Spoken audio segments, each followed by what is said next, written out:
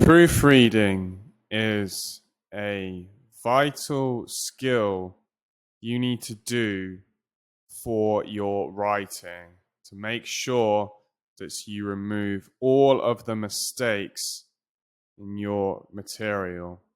Maybe you have an email that you need to proofread. Maybe you have a CV you need to proofread.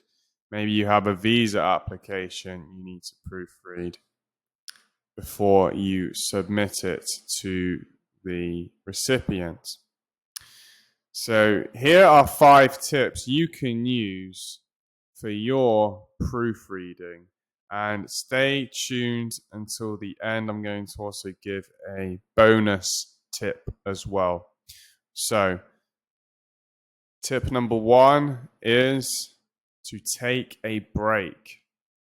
So after you've finished your writing, to take a break. And when I mean a break, ideally you want to take a break before doing the proofreading for at least 1 day, 24 hours, to allow your brain to reset before proofreading it.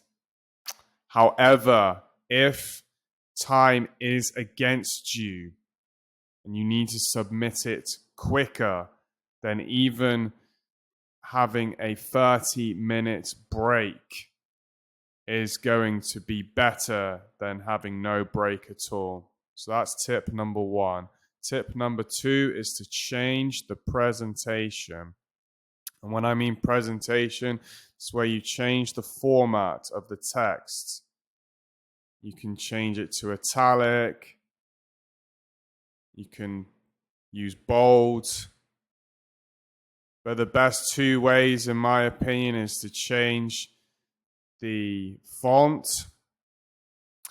And especially if you are using a serif style, change it to a sans-serif style and vice versa. Okay. And also another tip is to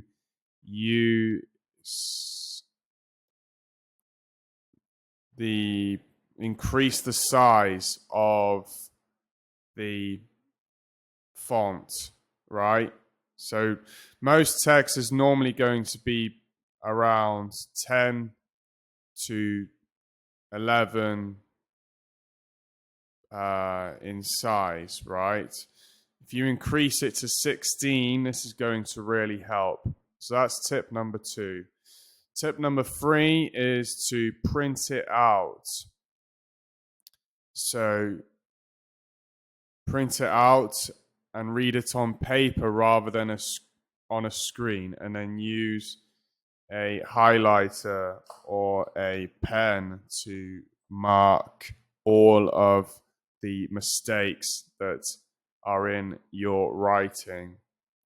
Okay, so these 3 tips are all to essentially allow you to reset your brain for looking at your writing again. Okay.